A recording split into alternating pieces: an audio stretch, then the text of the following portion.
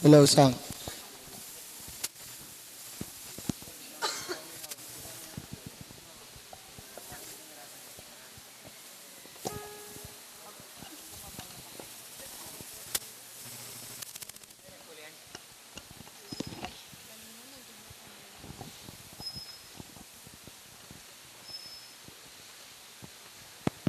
Hi.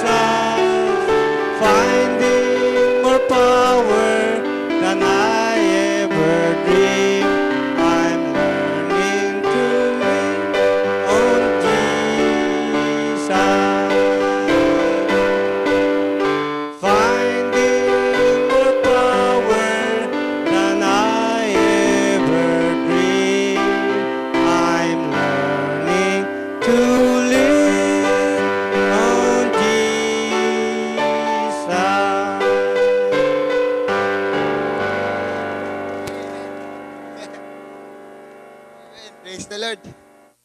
Amen. Happy birthday po ulit, Ernel. At muli po, welcome po natin sa pulpito po natin, si Pastor Vic Tolentino. Amen.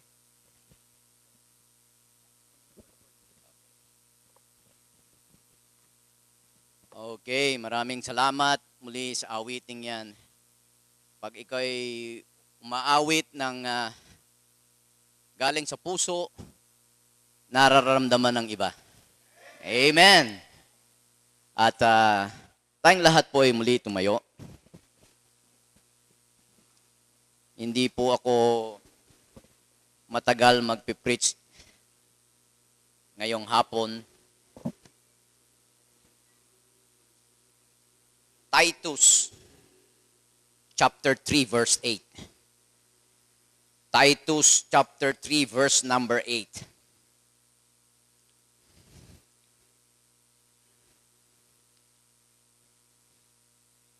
Mula nang tumanggap tayo sa Panginoon, pwede bang laging gumawa ng tama sa buong buhay natin?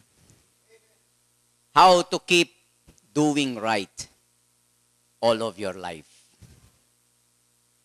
Titus chapter number 3 verse number 8. Kung nakita na po, say aloud, Amen.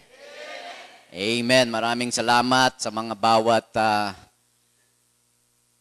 magulang na kasama yung kanilang mga anak na sumasamba sa ating Panginoon. Amen. Doon sa mga young people na hindi nyo kasama yung inyong mga magulang, pag-pray nyo na dumating yung araw na makasama nyo rin sila sa pananambahan. Doon sa Bible Baptist Temple, General Trias ay yun ang isa sa aming goal na mabuo yung mga bawat pamilya sa loob ng church. Meron kami isang family doon na ang asawa ay seaman. At ngayong August, alam ko, darating. Alam niyo kung ilan ang anak nila? 9. Lahat yun pumupunta sa church. Isang tricycle sila napunta sa church. Kaya nung dati 5:30 pa ng hapon yung aming service, sa hapon, ay pag-uwi nila ng umaga, hindi na sila bumabalik. Kaya wala kagad yung 9 o 10. Wala kagad yung 10. Ngayon, nagbabaon na sila ng kanilang pagkain. Doon sila kumakain ng tanghalian hanggang sa afternoon service. Amen. How to keep doing right all of your life. Titus chapter number 3, verse number 8. Kung kayo po ay nandyan na, magsabi po ng malakas na Amen.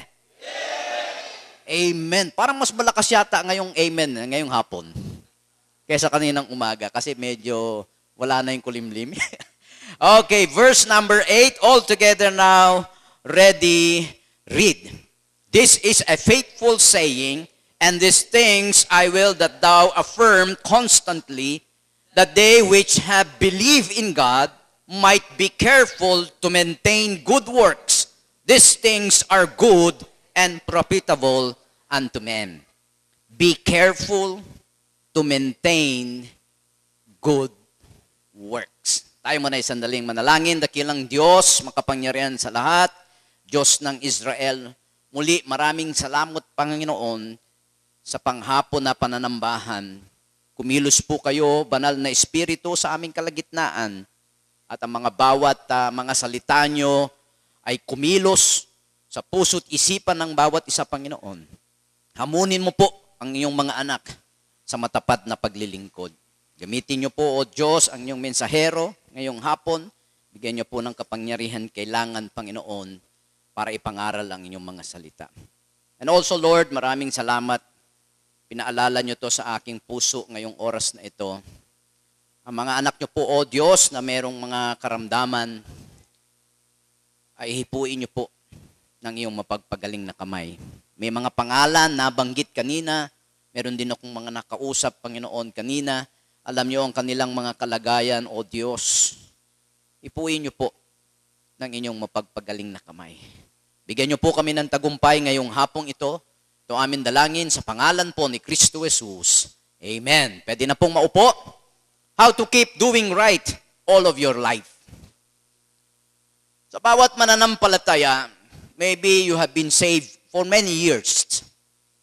But the question, have you read your Bible through from Genesis to Revelation?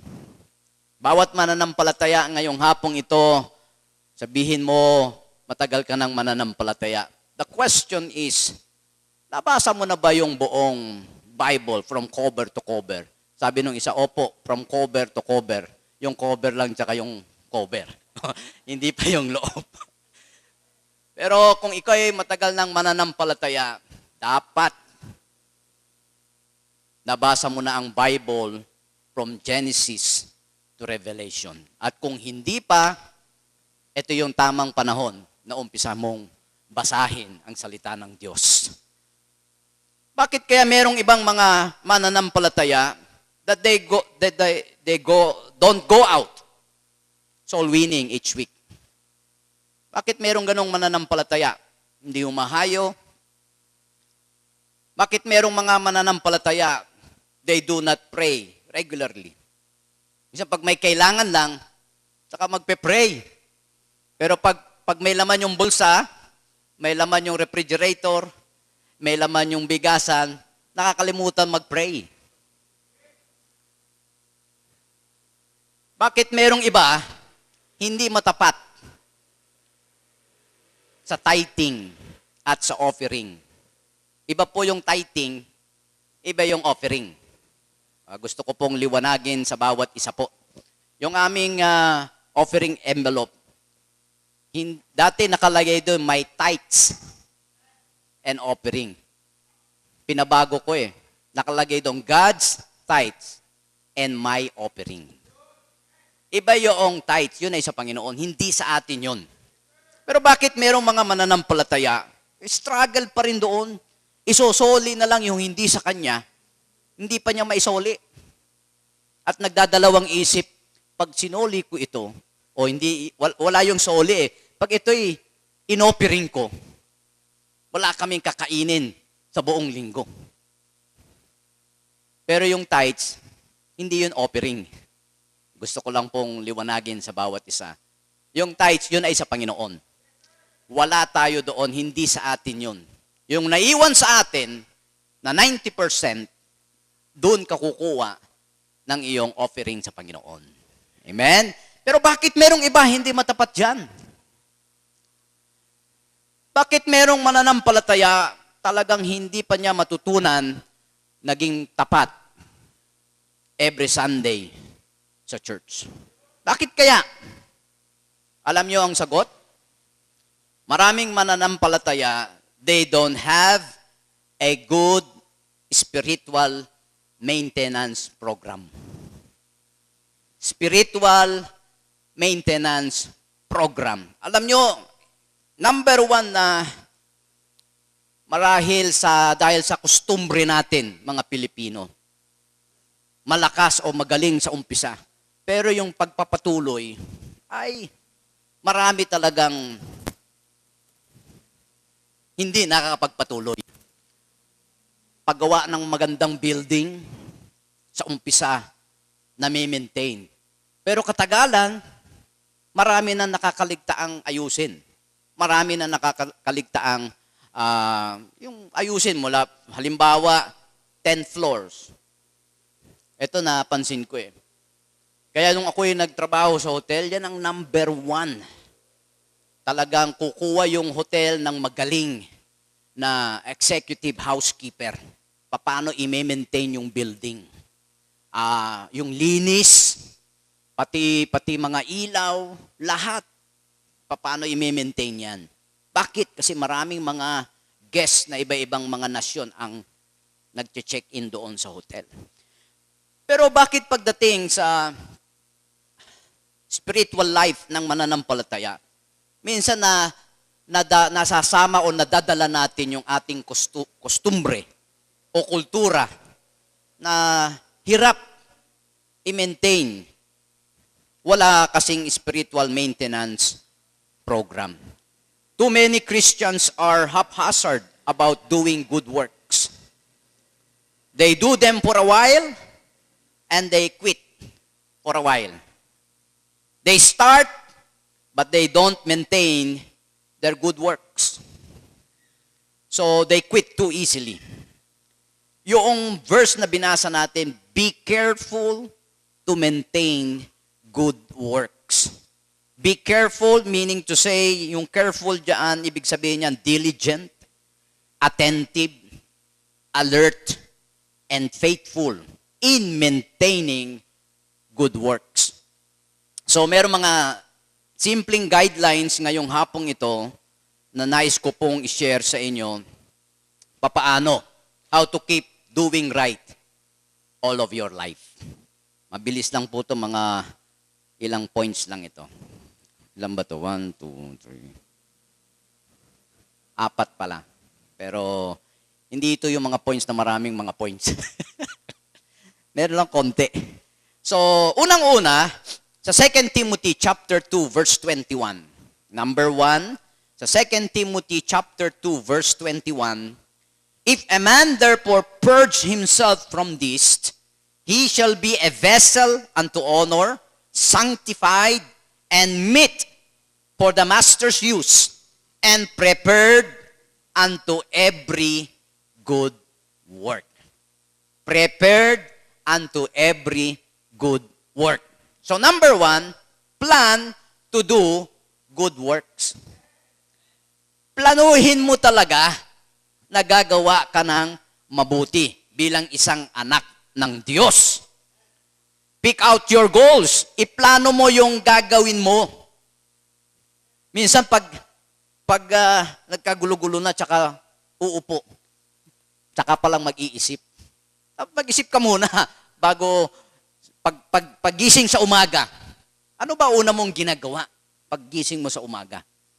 Binubuksan mo ba kagad yung cellphone mo at chinecheck mo kung meron kang missed call o meron kang mga text? Yan ba unang ginagawa mo paggising mo? Anong unang mong ginagawa paggising mo? Ha? Na-late ka ng gising. Nagmamadali. Maya, naalala mo, kailangan pala ako magbasa ng Bible. Pag-uwi ko na lang mamaya. Ay, nakauwi na, pagod na pagod. Nakalimutan na rin magbasa dahil nakatulog na. Plan to do good works. Iplano mo yung gagawin mo and then prioritize them. Unahin mo yung dapat unahing gagawin. Ano ba ang unang mga dapat gagawin mo? Paggising mo ng umaga. Iplano mo at unahin mo yung dapat. Huwag yung mahalaga, yun ang ihuhuli mo. Yung mahalaga, yun ang iyong uunahin. Okay? Yung iba may mga computer, pagising sa umaga, bukas kagad ng computer. Tsak! Buksan mo kagad yung Bible mo. Yun ang magandang unahin mo. Plan your day. Iplano mo yung araw mo na gagawa ka ng mabuti. Merong isang British sculptor, ang pangalan niya ay si Sir Jacob Epstein. Sir Jacob Epstein.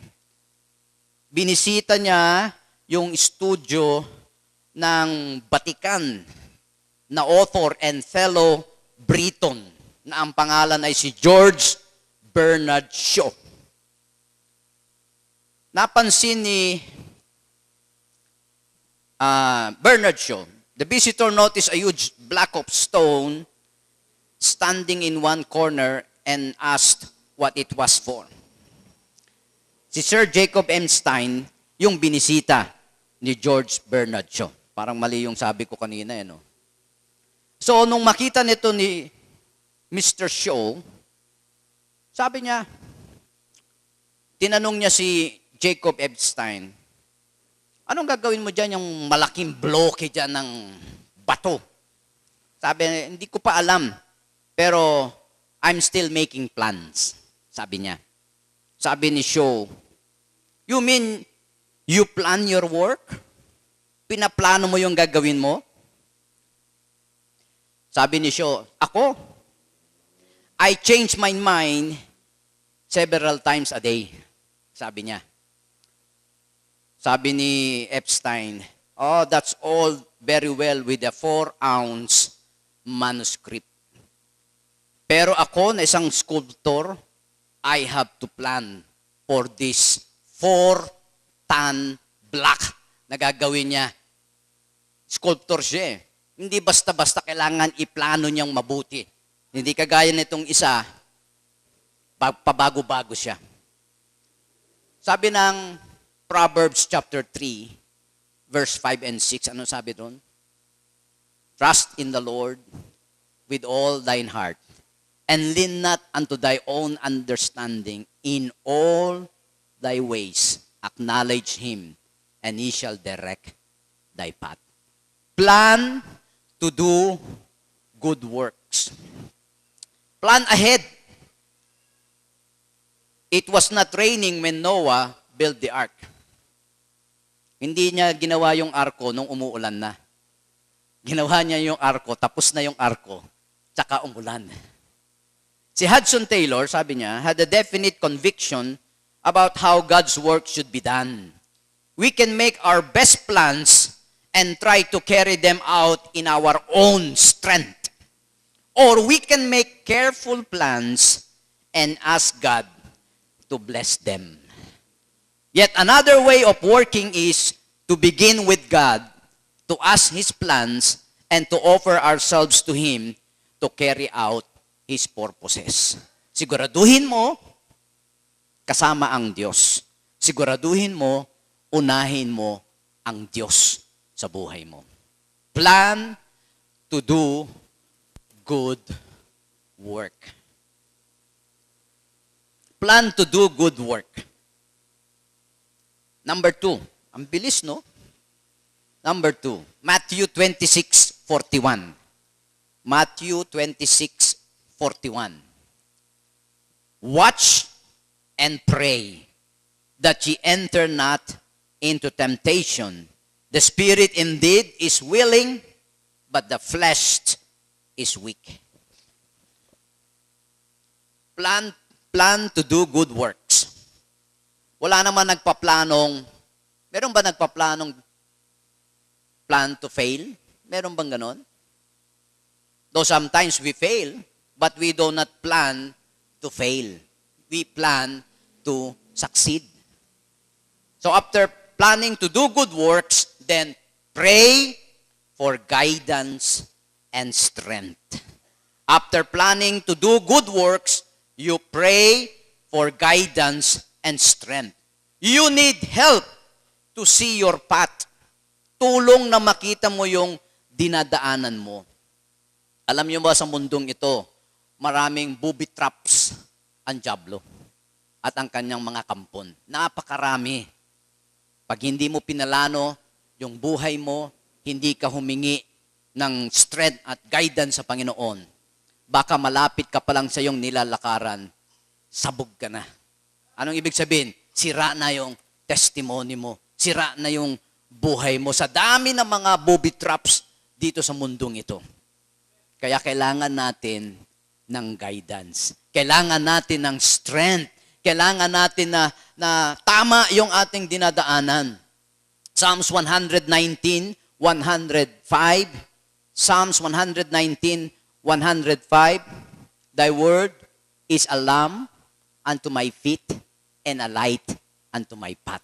Biro mo yan, paano ka madadapa kung nandiyan sa may paanan mo meron ng liwanag?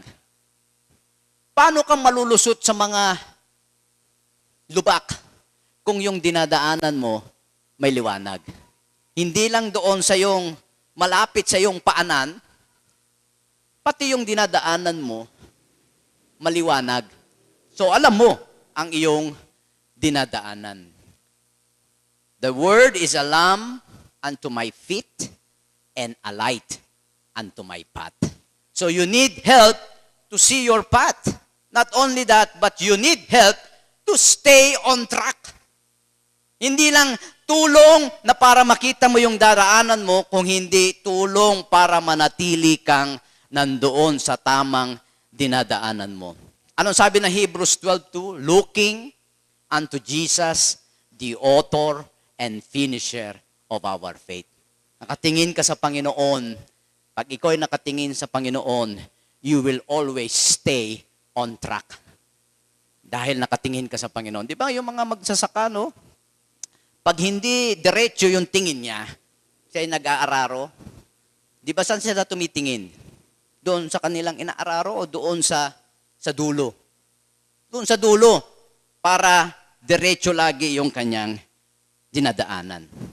Kasi pag hindi, lingon dito, lingon doon mamaya, bali-baliko na yung kanyang inaararo. So, you need help to see your path. You need help to stay on track. And you need help to steer around the obstacles kung papaano makaiwas sa mga balakid ng buhay. Sabi sa Ephesians 6:11, di ba? Put on the whole armor of God. Tignan nyo, Ephesians chapter 6, verse number 11. Ephesians chapter 6, verse 11.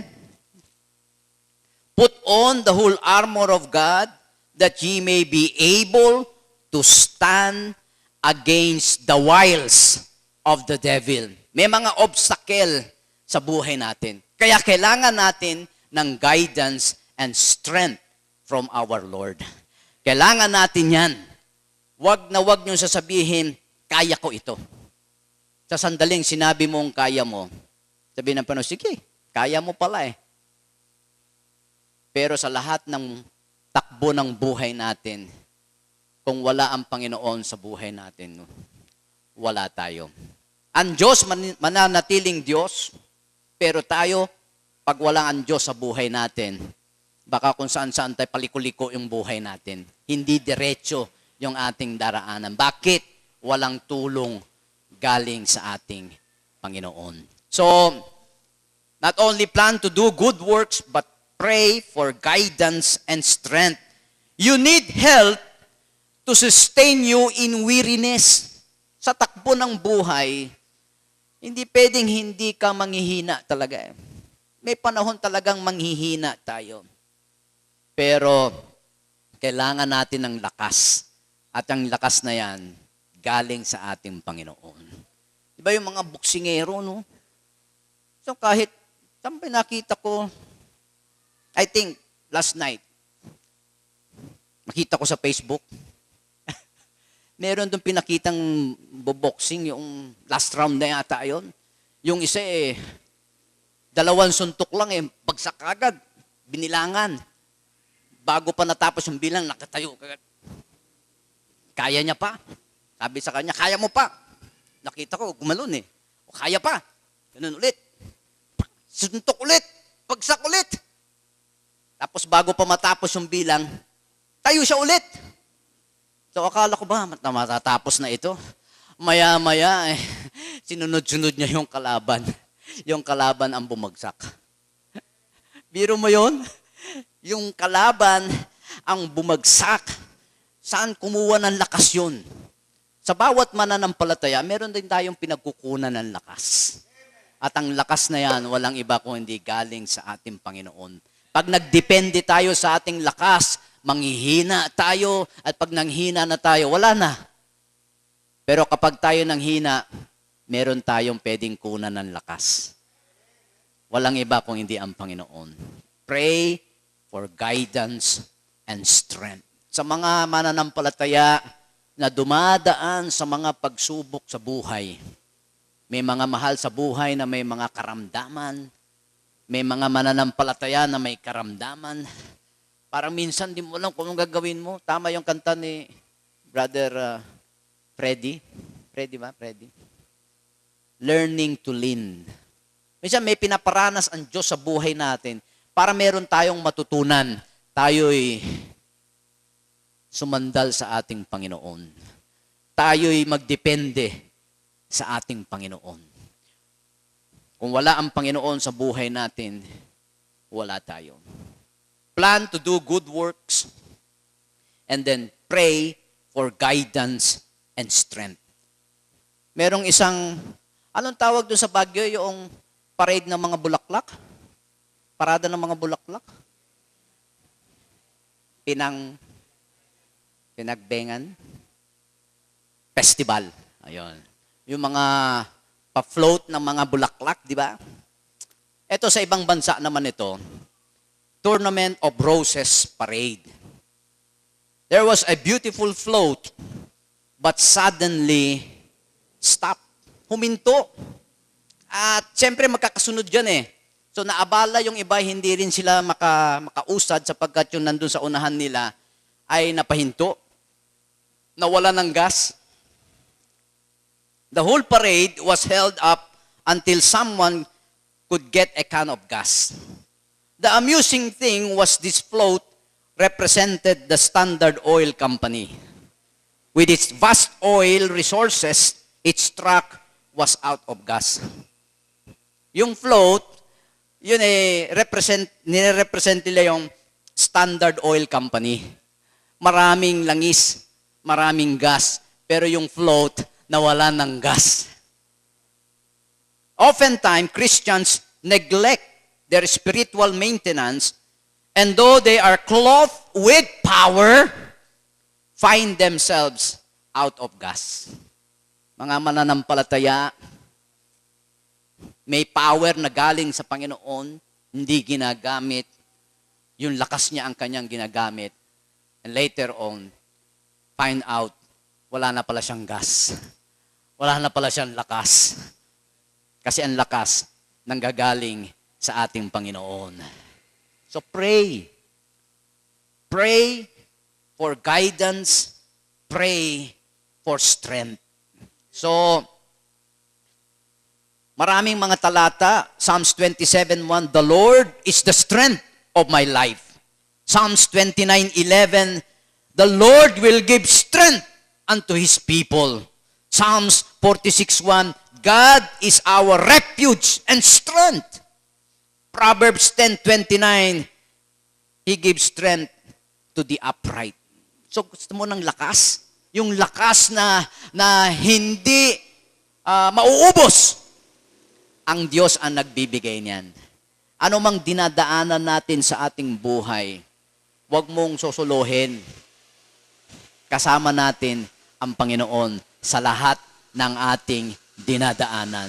Maging ikaw man ay estudyante, maging ikaw man ay nagtatrabaho, maging ikaw man ay ina ng tahanan, ang mga ama ng tahanan, ang bawat isa sa atin, huwag niyong kakalimutan, kasama natin ang Panginoon. Huwag natin siyang iwanan kasi yung lakas sa Kanya nanggagaling. Sa Kanya natin kukunin yun. So, plan to do good works and then pray for guidance and strength. Okay, number 3. Second to the last. Malapit na pala. I have only spent 20 minutes.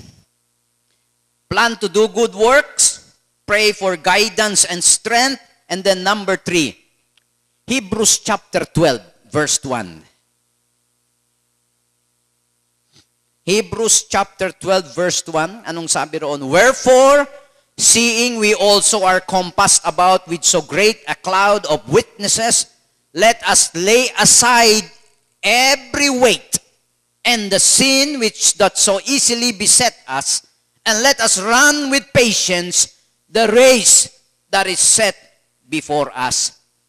Put aside weights. Mga pabigat, alisin mo yan sa buhay mo. Dahil a weight distracts you. Mga pabigat sa buhay, iniiwas ka niyan sa tamang pamumuhay para sa Panginoon. Mga pabigat sa buhay. So put aside those weights. And even so, not only a weight distracts you, but a weight delays you. Pinapadelay ka niyan. Mga pabigat sa buhay ay pinapabagal ka sa iyong pagsulong sa buhay pananampalataya. So not only a weight distracts you, a weight delays you, but also a weight diminishes your capacity. Yung kapasidad mo, mga pabigat sa buhay ay pinagpapahina ka sa dapat lakas mo sa pananampalataya. So put aside those weights. Ano ba yung mga pabigat na yan sa buhay? Unconfessed sin.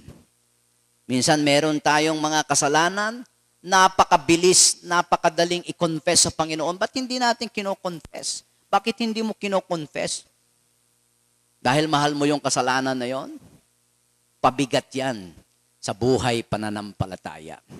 Hindi ka makakausad na maayos niyan. Bakit pinapabagal ka ng kasalanan na yan? Lagi na lang ikaw nahuhulog sa kasalanan yan. Ano yon? Ikaw nakakaalam nun. Unconfessed sin. Wrong relationship. Pabigat yan sa buhay. Wrong relationship. Ang mga estudyante,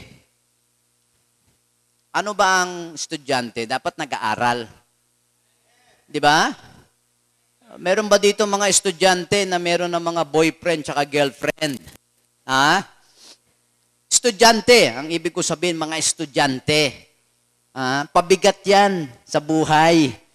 Pero mo, nag-aaral kang mabuti, pagkatapos may iniisip kang boyfriend, may iniisip kang girlfriend. Pabigat yan. One at a time, mag-aral ka muna. Hindi pa panahon para ikaw mag-boyfriend tsaka mag-girlfriend. Okay? Mga estudyante, marami bang estudyante nandito ngayon? Yung mga nanay tsaka mga tatay, tinitiran nyo yung mga anak nyo. Mayroon ba mga boyfriend yan? May mga girlfriend yan? Pabigat yan. Wrong relationship. Bad habit. Masamang pag-uugali. Mga habit sa buhay na hindi tama. Pabigat yan sa buhay pananampalataya. Hubarin mo na, alisin mo na yan. Yung mga masasamang ugali yan. Mga anak, nasabihan ka ng magulang mo, nakairing ka kagad, nakadabog kagad, pagsarado ng pinto, nakakabingi pa yung pagsara ng pinto, masamang ugali. Anong sabi ng Ephesians chapter 6 verse 1? Children, obey your parents in the Lord, for this is right. Honor. Ang sabi doon, honor thy father, thy mother, which is the first commandment with promise. Mga anak, alisin mo na yung mga masamang ugali na yan, pabigat yan. Igalang mo ang iyong mga magulang. Minsan ang mga anak, alam nyo, minsan nagkamali yung tatay, nagkamali yung nanay, ginagawang dahilan ng mga anak para hindi sumunod. Hindi mo problema yon kung nagkamali si tatay at si nanay. God will deal with them. Ang Diyos ang bahala. Pag hindi maayos si tatay at si nanay, ikaw bilang anak, ang iyong responsibility ay sumunod. Igalang ang iyong mga magulang. Okay? Gusto mong ikaw ay pagpalain ng Diyos? Yan ang sundin mo. Ano raw yung pangako ng Diyos doon kapag iginalang ng mga anak ang kanilang mga magulang? Verse number 3, magiging maayos ang buhay mo at pahabain ng Diyos yung buhay mo. Gusto mo maging maganda ang buhay mo? Gusto mong humaba ang buhay mo? Igalang mo ang iyong mga magulang. Okay, mga anak? Lagi kong sinasabi yan sa aking mga anak kasi konti lang naman yung anak namin 8. 5 babae at 3 lalaki. Yung panganay namin wala na sa amin kasi may sarili na siyang pamilya. At meron na akong 2 apo doon. Sa mga lolo, di ba? Parang nakakamiss pag hindi mo naalagaan yung apo mo, no? Yun ang parang katuwaan ng lolo tsaka lola. Maalagaan kahit minsan yung kanilang mga apo. So, mga pabigat sa buhay. Unconfessed sin, wrong relationship, bad habit, unfaithfulness. Hindi pagiging tapat. Alam nyo ba yan mas mabigat yung hindi matapat kaysa kung ikaw ay matapat. Mas mabigat yung hindi matapat. So pabigat yan, ibig sabihin, pag ikaw ay hindi matapat. Anong sabi sa 2 Corinthians chapter 4? Yung stewards, that a man be found faithful. Di ba lahat ay katiwala tayo ng Diyos? Masumpungan ang bawat isa na matapat. Magaang ang buhay. Pero pag hindi ka matapat, ang bigat. Punta sa church, parang hinihila yung mga paa. Sobrang bigat kasi ngayon lang naka-attend sa church. Mabigat. At pag nakikipag-usap ka sa kapwa mo mananampalataya, para kang nahihiya. Kasi parang kang laging guilty. Parang hindi masabi nung kinakausap mo diretso, Brad, sis, ba't wala ka nung Sunday? Para kang hirap at mabigat. Gadgets are helpful to us. Yung mga gadget, cellphone, tablet, kahit ano yan. But don't let be a weight that hinders you of doing what is right. Lahat yun, maganda yan. Pero wag mong gagamitin yan at yan ay maging dahilan para hindi ka na magbasa ng Bible. Para hindi ka na mag-pray. Para hindi ka na umattend. So, mga pabigat sa buhay. Put aside weights. Alam nyo, nowadays, people all over the world always have something to carry all over. May shoulder bag, merong handbag, merong waist bag, merong backpack, may bag strap all over himself or herself. Di ba ngayon pa, sa lahat ng puntahan ko, lahat may dalang backpack, lahat may dalang bag. A vivid illustration na ang mga tao laging may dalang pabigat sa buhay niya. Isang notebook lang, isang libro lang yung nasa loob ng bag, dala-dala pa yung bag. Minsan ginanong ko, ano ba laman yan? Ay, isa lang yata laman yan, ba't nagdadala ka pa niyan? Hindi mo ba mahawakan? So, it's an illustration, mga tao may mga dalang pabigat sa buhay. Bilang mananampalataya, you set aside those weights.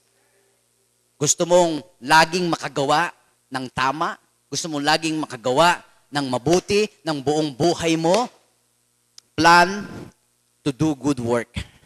Number 2, pray for guidance and strength. Number 3, put aside weights. And then, number 4, parang ayaw nyo yatang isuot pa yung inyong mga sandals sa sapatos. Number 4, perform the good works.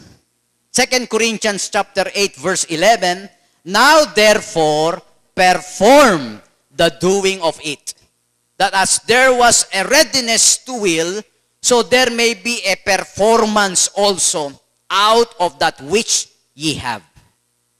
Sabi nga ng Nike, just do it. Just do it.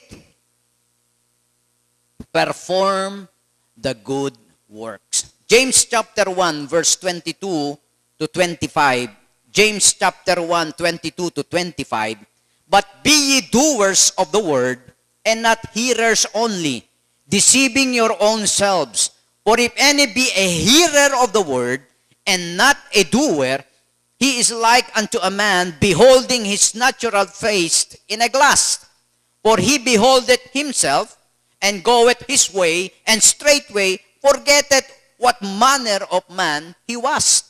But whoso looketh into the perfect law of liberty, and continueth therein, he being not a forgetful hearer, but a doer of the work, this man shall be blessed in his deed.